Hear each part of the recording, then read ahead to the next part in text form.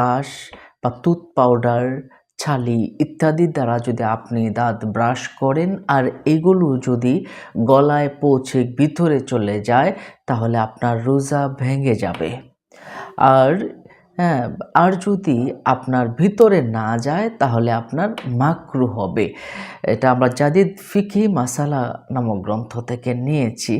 এছাড়া যদি আপনি মিসওয়াক করেন, মিসওয়াক যদি করেন তাহলে আপনি শুকনো ডাল দ্বারা মিসওয়াক করতে পারেন, তাতে রোজার কোনো ক্ষতি হবে না। তবে কাঁচা মিসওয়াক দ্বারা করলে অনেকেই বলেছেন যে রোজা নষ্ট হয়ে যেতে পারে।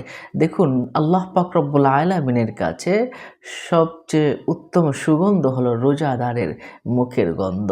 সুবহানাল্লাহ। সুতরাং টুথপেস্ট, ব্রাশ দ্বারা যদি আপনি করতে চান তাহলে খালি পেস্ট দ্বারা